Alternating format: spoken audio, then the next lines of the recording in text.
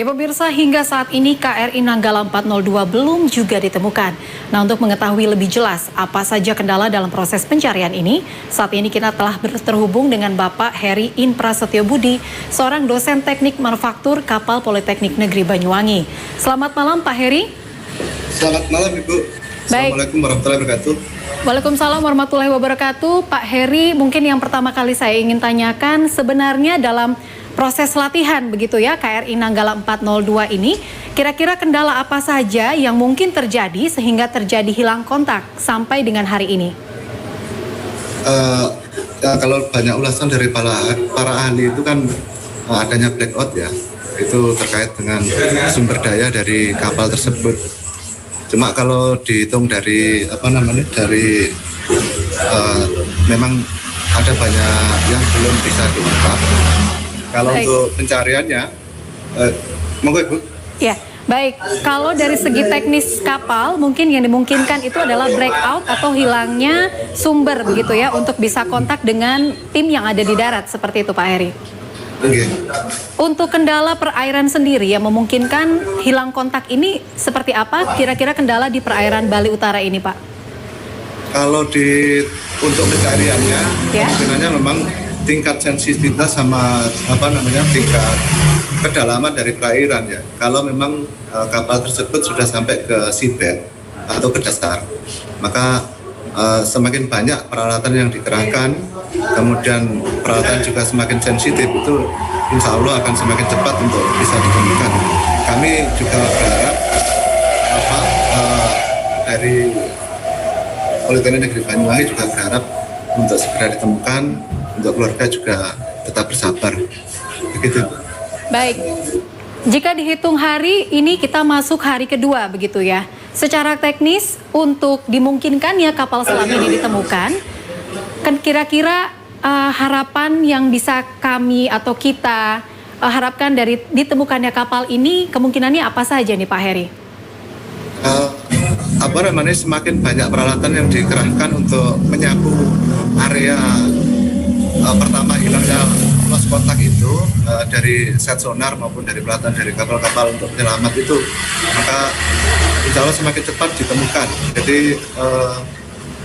pada saat bergerak masuk ke dalam perairan, kemudian mulai titik pencarian sampai ke banyak peralatan yang bisa dikerahkan. Kalau terkait arus, pergerakan arus pada saat itu memang nanti akan menyulitkan di evakuasi ya, kalau memang dia sudah sampai ke seabed. Baik, berarti apakah arus di perairan Bali Utara sendiri ini sangat berpotensi sekali terhadap penyebab hilang kontak dari kapal KRI Nanggala ini Pak? Sepemahaman saya yang paling besar arusnya memang yang mendekat ke Selat Balinya, bukan yang di utara, yang lama ini yang terjadi ya, karena di perubahan arus di Selat Bali yang di arah pintu masuk di selat yang sebelah utara itu, tapi Celuan Bawang itu posisi kan di timurnya ya. Jadi kalau memang banyak arus di situ pada saat kapalnya tenggelam, itu memang nanti akan merubah posisi kapal kalau dia sudah masuk ke seabed gitu.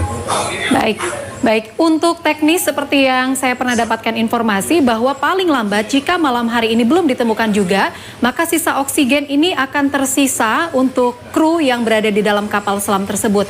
Nah, untuk sistem pernafasan atau oksigen yang tersisa ini seperti apa teknisnya di kapal selam ini, Pak?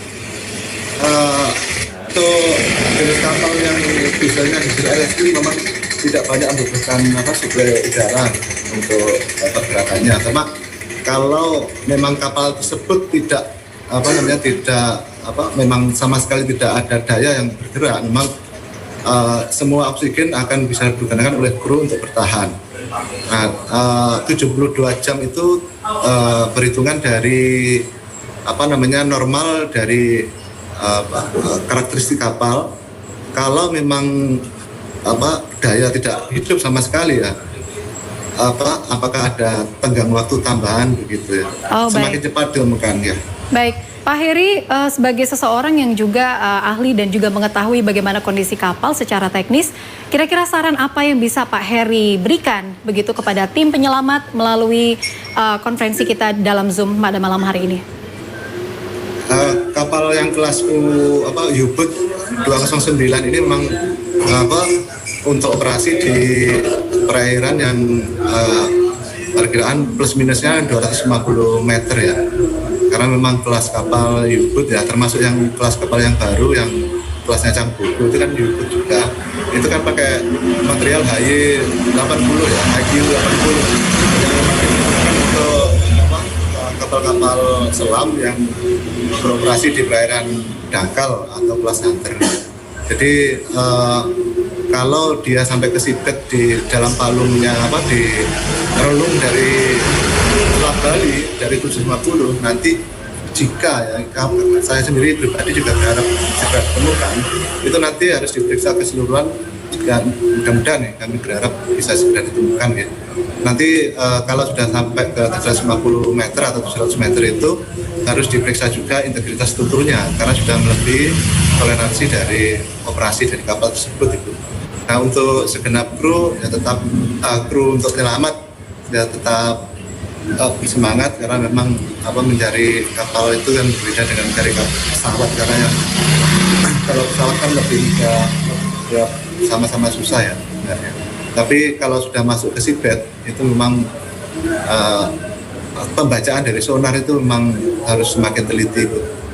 Baik, terima kasih atas saran, sugesti serta informasi mengenai belum ditemukannya kapal KRI Nanggala 42 ini. Terima kasih Pak Heri.